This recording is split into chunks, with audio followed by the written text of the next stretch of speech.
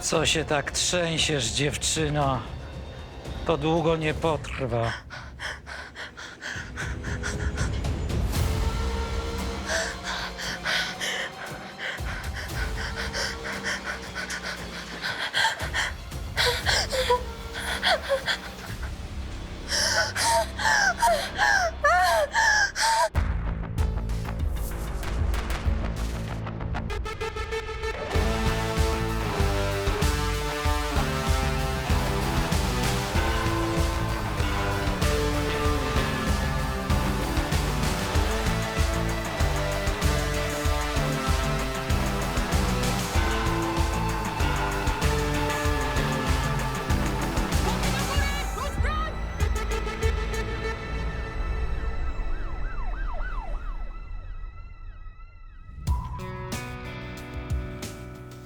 Bądź rozsądna. Jedź ze mną do Zielonej Góry, Olu. Mamo, chciałaś się pożegnać? Pożegnam. Ale poświęciłaś karierę. I dla kogo? Ta dziewczyna to są same problemy. Mamo, ta dziewczyna to jest moja córka, okej? I powinnaś coś o tym wiedzieć, bo podobno też masz córkę. A problemem jest to, że nie mogę jej znaleźć, okej?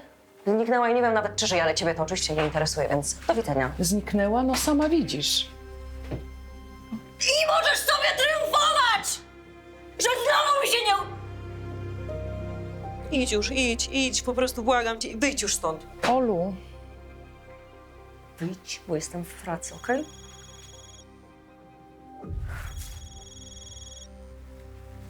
Halo. Nie, no nic nie robię. No pewnie, że przyjdę. Tak, bez problemu zaopiekuję się małym, no spoko. Dobra, no. No, to hej. no jakim małym? Jezu, kobieta, czy ciebie Bóg opuścił? A chodzi o dziecko? Co cię to interesuje? No idź już. Śpieszysz się podobno. Olu.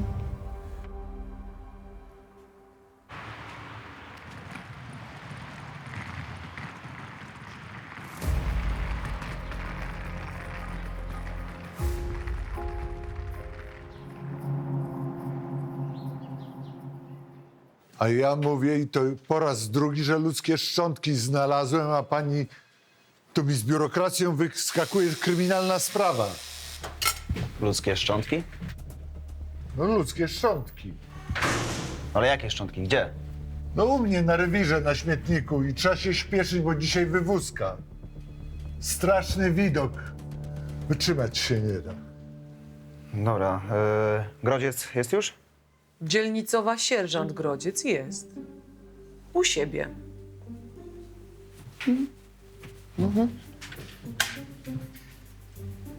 Czy można otworzyć kratę? Proszę bardzo.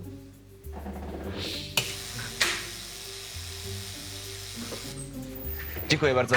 Panie kierowniku, pan poczeka, ja tylko pójdę po Grodziec i zaraz tam pojedziemy.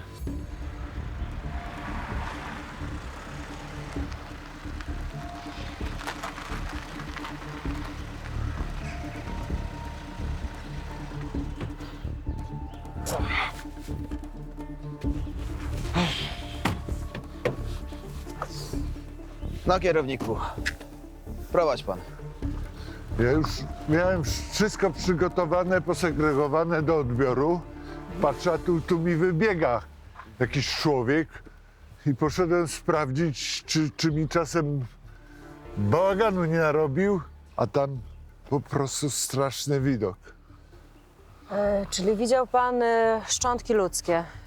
No, krwawa miazga, ale jakby człowiek. Okej. Tu, w żółtym. Tu?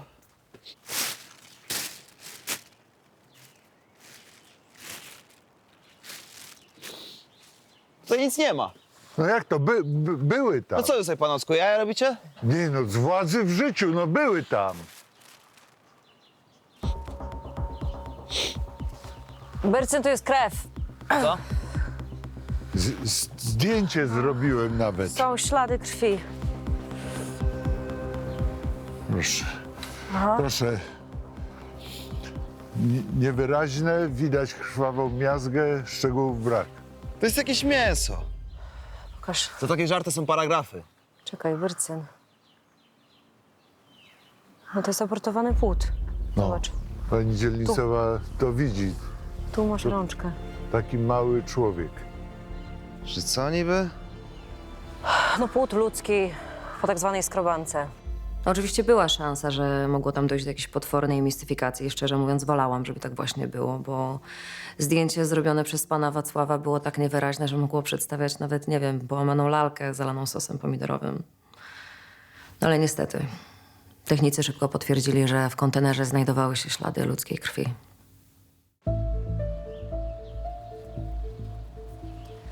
Może pan powiedzieć jeszcze raz, jak wyglądał ten człowiek, którego pan widział pod wiatą, tak dokładnie? To na bank była chyba kobieta. To jak kobieta, to pewnie to jej dziecko. Grodziec, jeżeli rzeczywiście była po zabiegu, no to nie biegałaby tutaj jak kozica po turni. Masz rację, czyli klinika pozbywa się odpadów medycznych. Czyli trzeba się wziąć do roboty. Obdzwoń gabinety w okolicy, sprawdź ich umowy na utylizację odpadów medycznych. Dobra. Dobrze, dziękuję. Jak tam?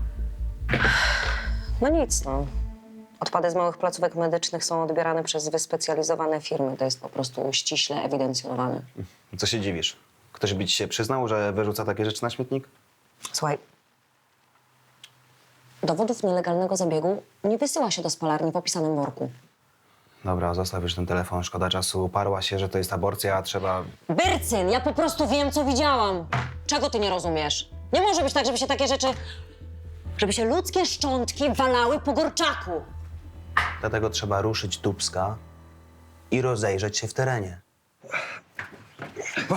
Rzeźko!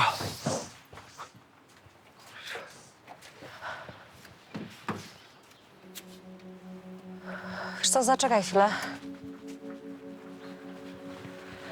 Lolek, Co, ja nic nie wiem, nie znam się, nie umiem, nie biorę żadnej roboty, póki się z tym nie uporam. nie o robotę mi chodzi, tylko informacji potrzebuję. Ty odmawiam, że kapusiem nie jestem. Lolek, kto na gorczaku robi skrobanki? Ale że pani dzielnicowa? Jezu, na potrzeby śledztwa. A, no to skrobanki to nielegalne są i ja nic o tym nie wiem. O. Słuchaj. Jeden lekarz narobił kłopotów nie tylko sobie, ale też kobiecie. Więcej ci nie mogę powiedzieć. Pomożesz? No, naprawdę nic o tym nie wiem, prędzej moja Majka. No, Wypytasz? tak nieoficjalnie. No tak nieoficjalnie. Tak. No, tak nieoficjalnie dziękuję. Miłego dnia, czuwaj!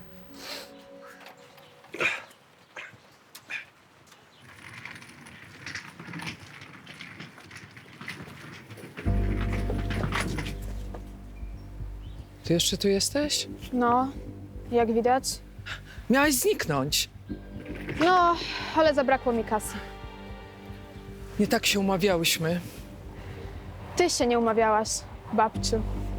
A czego ty jeszcze chcesz, co? Pieniędzy. Więcej ci nie dam. Dobrze. W takim razie udam się do mamusi i ona na pewno chętnie mi pomoże. Nie zrobisz tego. Założymy się. Ona cię nie chce. To jeszcze się zdziwisz. Naiwna dziewucho. Moja córka ma już inne dziecko. Chciane. Kłamiesz.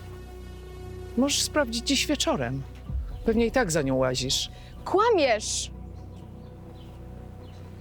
No po co jej taka degeneratka? Malucha wychowa po swojemu, a z ciebie i tak już nic nie będzie. Ale ona mnie szukała. Bo nie wiedziała, kim jesteś, ale teraz już wie. Już nic z ciebie nie będzie. Pierdol się, babciu.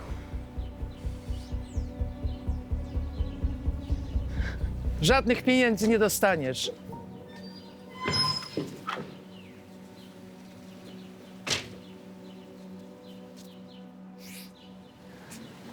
To ja.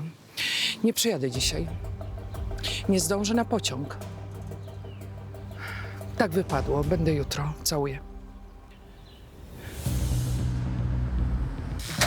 Kurde, Brycyn. Nic nie mamy, się błąkamy jak pijany baca po hali. Sakramencko. Ale co to za osobisty przytyk, co?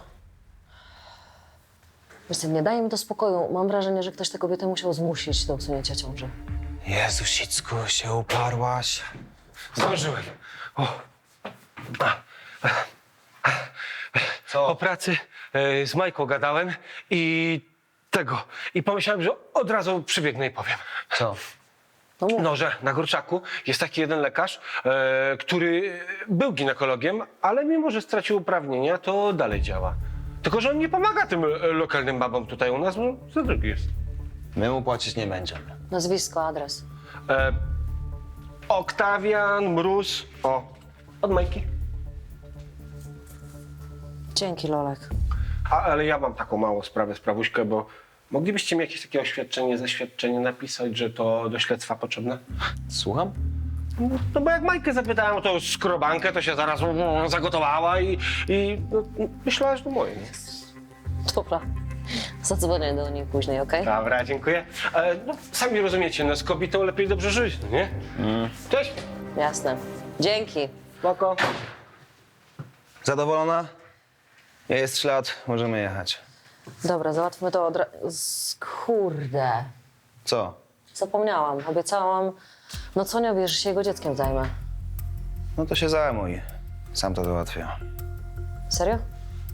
No tak, już i tak z nikim się dzisiaj nie umówię, więc zadzwonię potem, dam ci znać, czego się dowiedziałem. Dzięki. Ty nie jesteś taki leser, jak cię malują. Proszę cię.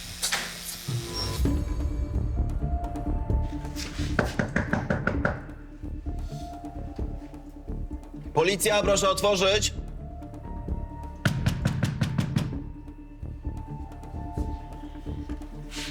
Pan z policji? A co? Nareszcie. Co nareszcie? Nareszcie ktoś się zainteresował. Strach mieszkać koło takiego typa. Bo? Bykiem patrzy, schodami przemyka.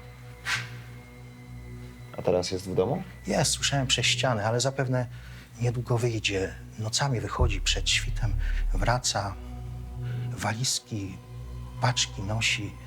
To zły człowiek jest. Ale ja nic nie mówiłem, ja nie chcę się narażać. No jasne, jasne. Nie płaczemy. Nie ma płakania. Nie płacz, Antoś, bo jak ciocia zacznie śpiewać, to ci się odechce. Bo zacznę śpiewać. Nie płaczemy. Halo. A kto ma grubą nogę? A to podziałało, a gruba noga podziałała. Płaczemy.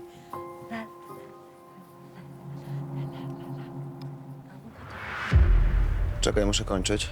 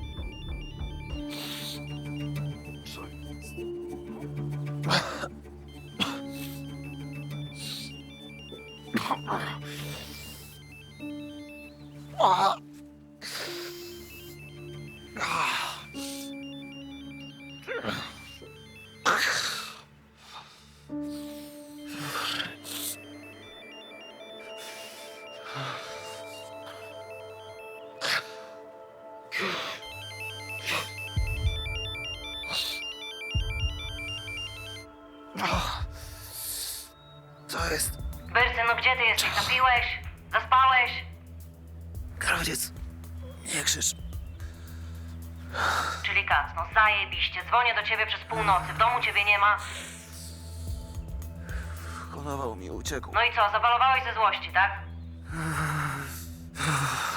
Grodziec, to jest jakiś lepszy bandzior. Ja go śledziłem, on mi przywalił czymś w łeb. Leżę gdzieś przy drodze. Jezu, jesteś ranny?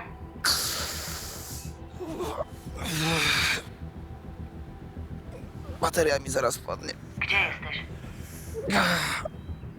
No mów, gdzie jesteś, Max? Karetkę ci wyślę. Nie wiem, gdzie. Wyślę ci.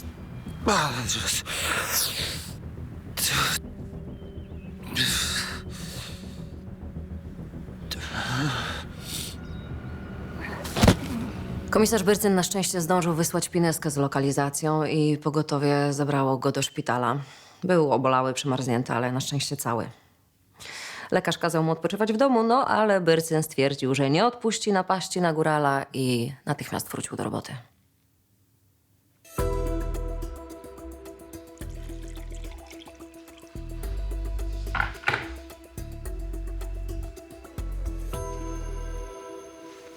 Nie, bardzo ładnie ci w tej koafiurze. Daj spokój, Grodziec. Środki przeciwbólowe przestają działać. Wkrótce stałem się podejść jak dziecko.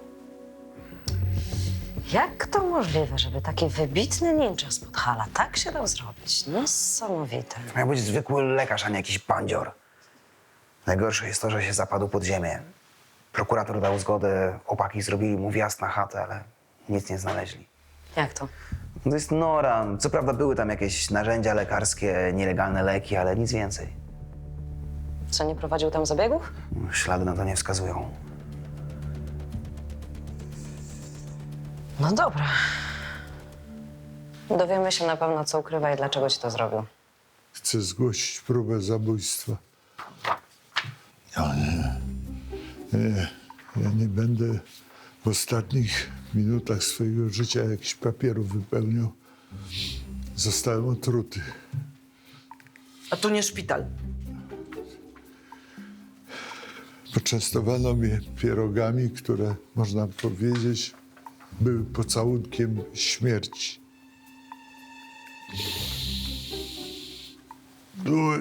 Mój brzuch. Jak brzuch boli, to na SOR niech idzie. A jak tam potwierdzą otrucie, to dopiero wtedy do nas. A jak ja już żyć nie będę? Takie procedury. Nic nie poradzę. Pani nie ma serca. Ja umieram.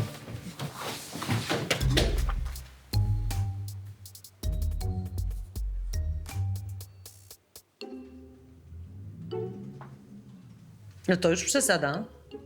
Niech pan tej szopki nie odstawia. Halo? Proszę pana, wstawać!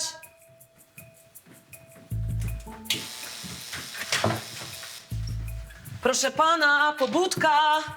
Budzimy się! No! Usta, to ja mu nie zrobię. Chociaż jak trzeba, to... A, już dobrze? Tak? Ojej, a co to się stanęło? Panie Wacławie. Pomylił adresy. Zostałem otruty, pani dzielnicowa. Jak to otruty? Ktoś przeprowadził na mnie zamach, prawdopodobnie w celu przejęcia mojego stanowiska, przywilejów i aktywów. Próbowałem zgłosić, ale nie spotkałem się ze zrozumieniem. Jakich przywilejów i stanowiska? Pani jej wytłumaczy, kim ja jestem, bo ja już nie mam na nią siły. Ja sobie siądę trochę. Oczywiście, panie Wacławie, pani sierżant, pan Wacław to jest bardzo ważna dla Gorczaka persona. Pan Wacław zna wszystkich mieszkańców, czasami ich dyscyplinuje, tutaj zachodzi, prawda, taki rodzaj współpracy. No to ja już teraz wszystko rozumiem. No właśnie, także... Pani dzielnicowa, Tak. to ja pani zgłoszę próbę otrucia za pomocą pierogów, przepraszam za wyrażenie, ruskich. Dobrze, oczywiście, tym bardziej się tym zajmiemy, tylko najpierw się zajmiemy panem, dobrze, bo słyszę, że już karetka jedzie. Kareta nadjeżdża po VIP-a. Można? Można. Karetkę odwołać, nigdzie nie jadę, osobiście będę nadzorował śledztwo w swojej sprawie. Odpalajcie radiowóz i jedziemy. No,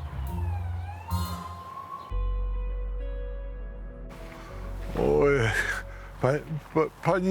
pani tu poczeka, zaraz. Ojej, przyniosę corpus delicti. Oczywiście. Corpus delicti. O.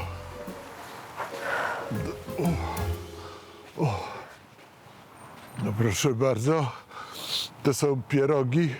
One zostały zatrute i proszę to oddać do badania. Panie Wacku, ja widzę, że pana boli, możemy pojedziemy, albo no nie, chociaż... Nie ma czasu. Ja nie umrę, dopóki nie złapię tego truciciela. No, ja mam nadzieję, że pan wcale nie umrze. Nie, pani spojrzy. One były dedykowane dla mnie. No faktycznie, no z serduszkiem. No i ja myślałem, że to od miłej, uroczej sąsiadki. Zacząłem jeść, Aż tu nagle... no a teraz to ja umieram i pani zdejmie odciski palców i łapie tego truciciela. Panie Wacku, pan wybaczy, że ja się śmieję, ale to tak nie działa. Nie, ten zbrodniarz wytruje całe miasto. Policja musi działać natychmiast. Sekundeczka. Gdzie pani idzie? Przepraszam na chwilę. Halo? Halo! Stój! To ja jestem niewinny. To czemu uciekasz? Ja go znam, pani dzielnicowa. Wczoraj mieliśmy tu sporą nieprzyjemność. On usiłował mi MP3 za flaszkę sprzedać, a na bank ukradł. Mobiłeś mnie, kurwa, ty. Czyli panowie się znają, tak? Mamy to ustalone. Kopa ci zasadziłem, bo za złodziejstwo to taka kara jest. Panie Wacku, rozwiązania siłowe nie To pochwalamy. teraz masz za swoje, nie? Durno ty. Proszę się odsunąć. Ja się bić nie pozwolę. Pierogi to pańska sprawka, pan zatruł? To na komisariat. Dziękuję bardzo. No nie, no po co zaraz na komisariat? To nie była żadna trudka, nie? A co? No, środek przeczyszczający. Dostałem więcej pierogów, to się podzieliłem, nie? A że wcześniej zainwestowałem parę złotych, żeby się ten dureń posrał za moją krzywdę. Ty.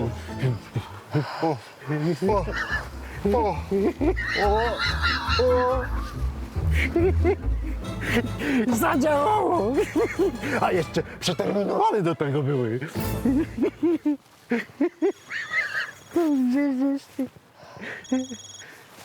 Grodziec. Gdzie jesteś? No zaraz będę na komisariacie, jeńca mam. A niebezpieczny ten jeniec? Upierdliwy jak sraczka, ale co zrobić? No co jest? Wyślę ci pineskę. Przyjedź tam jak najszybciej. Ja dojadę za pół godziny. Dobra.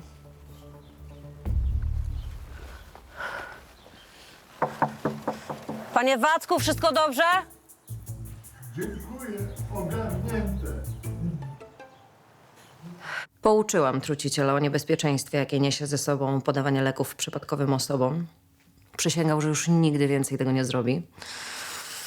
A jeśli chodzi o MP3, to uwierzyłam mu, że znalazł ją na śmietniku, bo teraz nikt już takich sprzętów nie używa.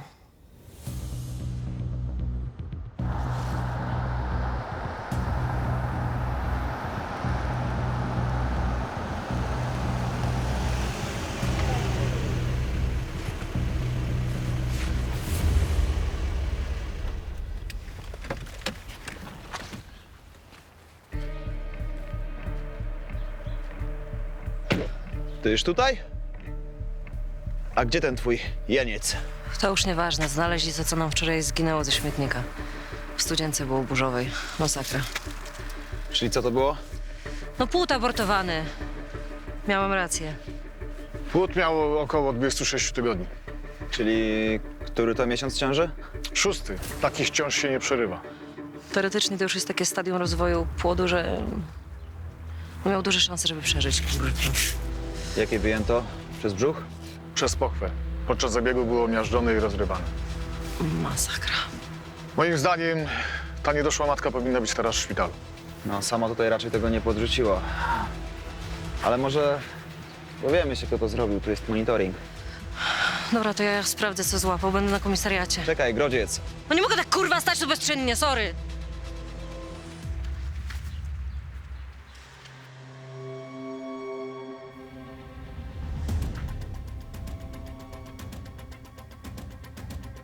Dobra robota, Grodziec.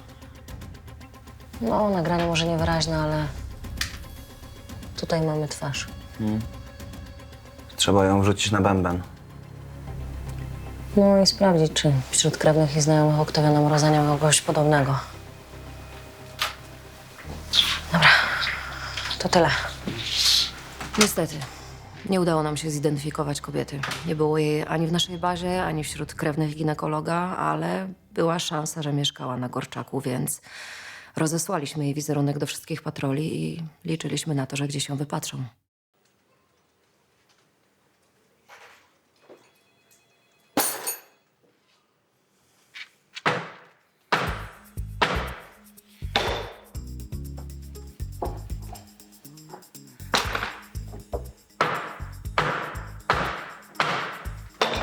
Można to skończyć nieco szybciej? Można, To czemu się pan tak grzebie? bo miało być zrobione dobrze, a nie szybko. Wymówka dobra dla lenia. A kto tu jest leniem? Gdyby nie ja, ten cały cholerny komisariat by się w drobiazgi rozpadł. Miał pan przykręcić tylko poluzowany szczebelek. No i dokręcam. Można to zrobić w 5 minut. Tu się przecież poważnie pracuje. No właśnie, dlatego poproszę również o szacunek do mojej pracy. Ale pan się nie przykłada, panie Lolku. Do pracy trzeba podchodzić starannie, sumiennie, a nie mi trężyć czas na prywatne telefony. Szanowna pani, są sprawy ważne i ważniejsze, a praca nie jest najważniejsza. Halo? No tak. O kurde, no już.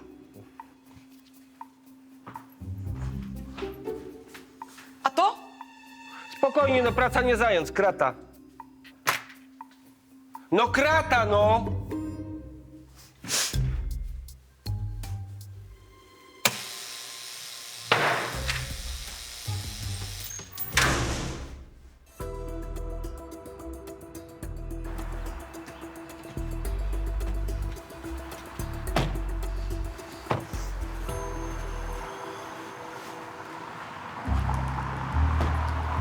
Co on robi?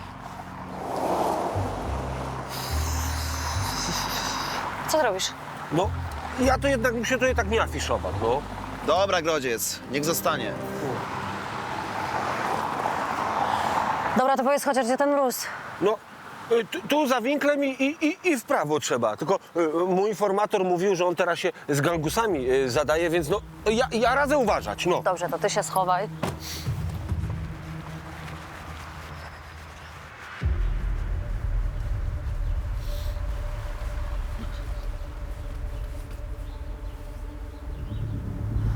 Za winklem, tak?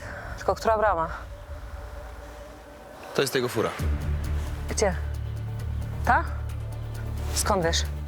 Jechałem za nią, zanim dostałem w łeb. Ty, patrz. To on. Doktor Mróz we własnej osobie.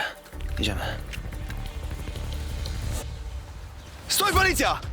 Policja, ręce do góry! Co jest? Ręce do góry, już! Odwal się! Ręce do góry, Odwal się! Już.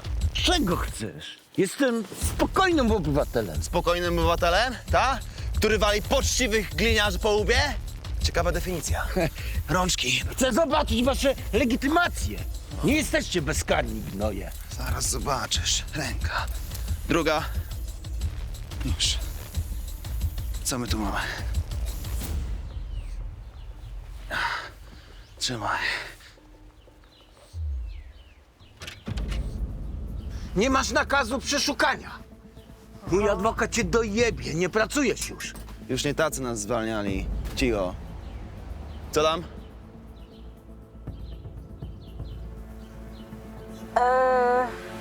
Wyrsen? Co? Tego popilnuję, zobacz.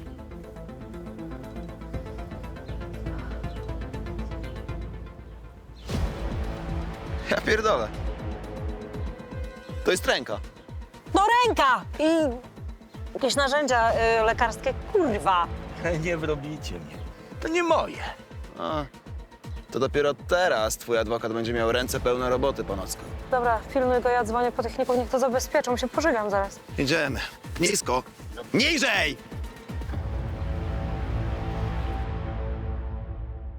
Oktawian Mróz od kilku lat był lekarzem przestępców. Specjalizował się głównie w ranach postrzałowych, ale kiedy nie leczył, pomagał swoim bossom pozbywać się zwłok. Rozcinał je na części, po czym rozpuszczał po kawałku w ługu sodowym, a kości wyrzucał. Sprawę tych kości prowadził już inny komisariat w mieście. No nieźle jesteś umoczony, Panocko. Jak ci zdrowie nie dopisze, to już spierdlanie wyjdziesz. Co 20 lat dostaniesz za te twoje zabawy. A jeszcze ci rok dorzucę za napaść na funkcjonariusza. Ja nikogo nie zabiłem. Żadnych dowodów nie macie. Niewiniątko się znalazło. Prokurator dowali ci taki akt oskarżenia, że się nie pozbierasz. Ale o tym później. Teraz powiedz mi o tej kobiecie. W 6. miesiącu ciąży, co jej wyszarpałeś płód z macicy. Jaki płód, kurwa? Ten, który znaleźliśmy w studzience kanalizacyjnej. Jakiej studzience? Ja żadnej skrobanki nie robiłem. Nie robiłeś? To kto robił? Nie ja. Zresztą, co mi tam? To i tak pójdzie na twoje konto.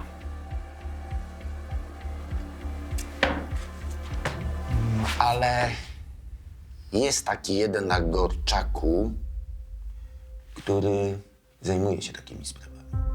Kto? Ale żeby nie było, że się rozprułem. Kurwa, człowieku, ty się o opinię martwisz? Teraz? Gadaj! Staruch taki, strasznie pazerny na kasę. Pomaga kobietom załatwić ich problemy. No i wysoko się ceni. Nazwisko. Nazwisko.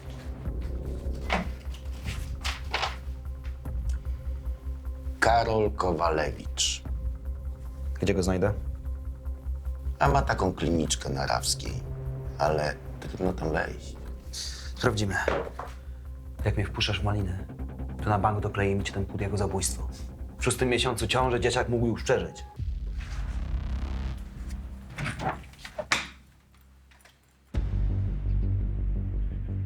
Doktor Kowalewicz, 74 lata. Jako lekarz bez zarzutu pacjentki go ceniły, ale miał jeden defekt, bo lubił bardzo hazard. I podobno jak przechodził na emeryturę, miał ogromne długi. O, Spłacił je? no słuchaj, podobno spłacił i to z kasyna. Taka ci ciekawa historia. Z kasyna. No, na pewno. To co? Zawijamy pana? Zawijamy.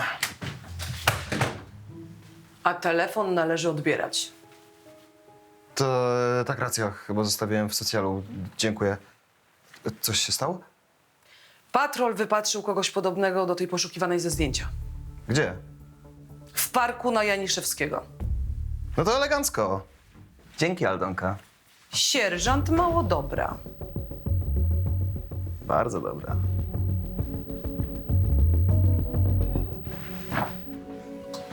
Przepraszam.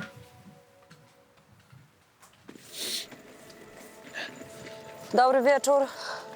Pani gdzieś się spieszy? A o co chodzi? Zapraszam, porozmawiamy. Komisarz Byrcyn, sierżant Grodziec, komisariat na Gorczaku. Ale o co chodzi? Pytam. Pani jest pacjentką doktora Kowalewicza? Nie. Usunęła pani ciążę. Co? Nie. To co panią łączy z doktorem Kowalewiczem? A skąd pan wie, że... Mamy nagranie, na którym widać, jak wyrzuca pani płód do studzienki. Nie, ja nie usunęłam żadnej ciąży. Ja tylko pomagam doktorowi. Czyje to dziecko? Nie wiem. Proszę pani, czyje to jest dziecko? Nie wiem, to jest dziecko jakiejś dziewczynki. Przyszli jej rodzice, błagali doktora i on jej pomógł. Pomógł. Proszę pani, doktor Kowalewicz wypruł 6-miesięczny płód z ciała, jak pani powiedziała, dziewczynki, która jeżeli przeżyje ten proceder, to będzie naprawdę cud medycyny alternatywnej. Pani to nazywa pomocą?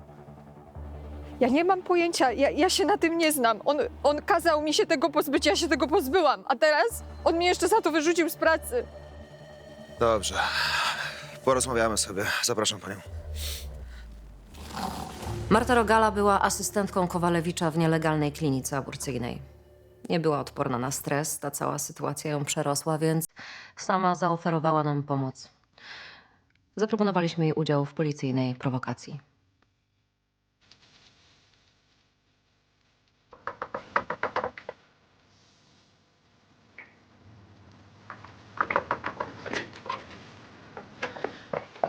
Czego kurwa chcesz? Panie doktorze, ja przepraszam za tamto, Nie mamy o czym gadać. Jestem zajęty, mam pacjentkę. Ale proszę, ja tylko na chwilę. Bon, gnocha, bon. Czyż z czego ja będę żyć? Nie potrzebuję takiej histeryczki, to przez ciebie mam kłopoty. To przez ciebie gliny zaczęły węszyć. Jeszcze tego mi brakuje, żeby przez taką kretynkę mieć... Proszę, jeszcze jedną szansę. Jak pan będzie robił kolejny zabieg, to przecież ja się przydam. No. Mówię, spierdalaj, nie rozumiesz? Co to kurwa jest? Co to jest? Co to jest, kurwa? To ty dla glin... To nagrywać? Idziemy.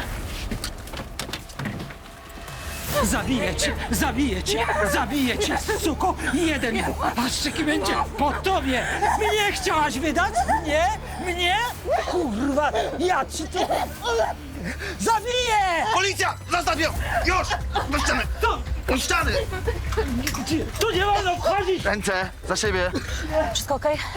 Dasz radę wstać? Druga! On mnie chciał zabić! Wiem, zaraz zadzwonię po pogotowie. Tam jest jeszcze jakaś dziewczyna, ona... Gdzie? On mówi, że on ma zabieg, ona musi być w środku, tam w gabinecie. Dasz radę zejść na to sama? Dobra, zaraz do ciebie zajdę.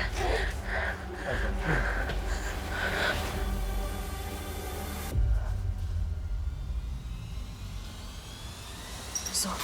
Halo? Halo, proszę pani? Halo? Żyjemy? Wstawaj, wstawaj, wstawaj, wstawaj, dziewczyno. Wstawaj, budź się. Zgłoś 00. 00! Na szczęście do zabiegu jeszcze nie doszło. Nieprzytomną dziewczynę zabrało pogotowie, a my musieliśmy jak najszybciej ustalić tożsamość matki, której usunięto 26-tygodniowy płód. Pomogła nam w tym asystentka doktora Kowalewicza, wskazując miejsce przechowywania dokumentacji.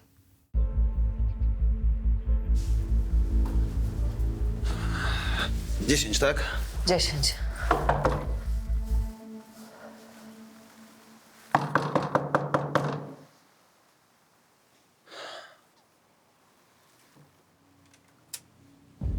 Dobry wieczór. Komisarz Maksymilian Byrcyn, komisariat na Korczaku. Wszystko w porządku? Coś się stało? Możemy Coś się wejść? stało?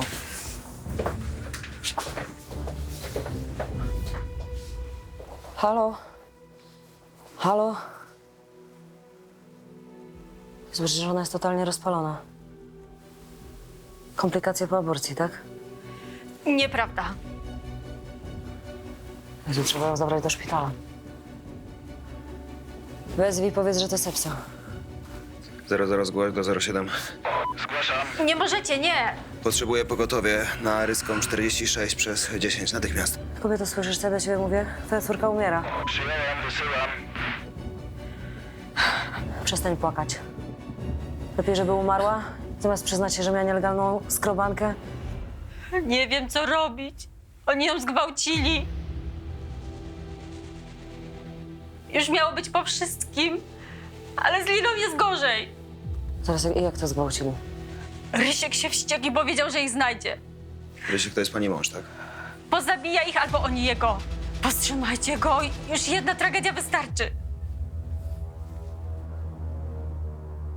Kobieta mówiła bardzo chaotycznie, ale udało nam się uporządkować fakty. 6 miesięcy temu 15-latka została zgwałcona przez kolegów ze szkoły. Kiedy doszło do komplikacji po tej fatalnej aborcji, dziewczynie groziła śmierć. Zrozpaczony ojciec postanowił sam wymierzyć sprawiedliwość gwałcicielom. Zajemy was! Otwieraj! Policja, halo! Halo, policja. Ryszard Mazur, wiemy co się stało. Proszę odsunąć się od drzwi. Ręce na widoku. Proszę pana córkę właśnie odebrało pogotowie. Nie wasza sprawa. Proszę odsunąć się od drzwi.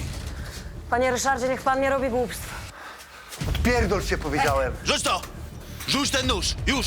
Za krzywdę mojej Lili pozabijam ich, rozumiecie to? Rozumiem, odrzuć broń. Nie powstrzymacie mnie. Rzuć ten nóż! Powiedziałem mi stąd! Na kolana, ręce do tyłu. Ręce do tyłu. Ucipiałeś, człowieku? Co to odwalasz? Ty nic nie rozumiesz. Jestem ojcem. Ty jesteś ojcem?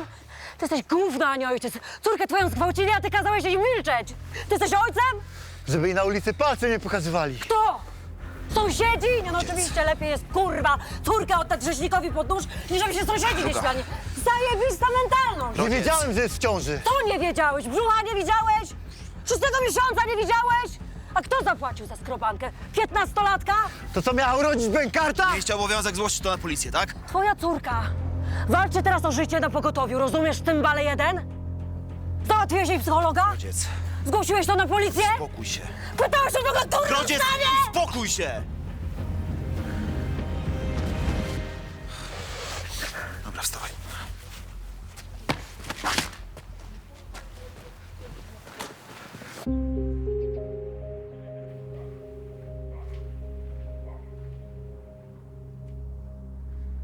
Cześć, babciu. Cześć. I co? Uwierzyłaś już, że moja córka cię nie chce? Że niby woli tamtego dzieciaka. A, czyli ją widziałaś. Świetnie. Proszę cię, przecież ten bachor nawet nie jest jej. Pewnie w psiarni jej za mało płacą, to musi sobie dorabiać jako niańka. Mylisz się. Dobrze ci radzę, żebyś zniknęła z jej życia, póki czas. 20 koła. Pieniądze już dostałaś. Z koło i kasę to pogadamy. Nie dam ani grosza więcej. Rozumiesz? Pewnie, że dasz. Babciu.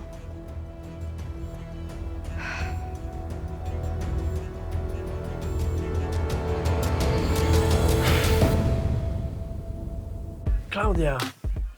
Ja pierdolę, co jest? Potocznie nigdy nie współpracowali z psami. I nie zamierzają zaczynać. Policja! Rzuć to, policja! Już to było! Odłóż ten nóż! Policja! Pan rozdał dzieciom cukierki, a teraz chce je odzyskać. Aha. Bo to nie były zwykłe cukierki. To było ekstazy.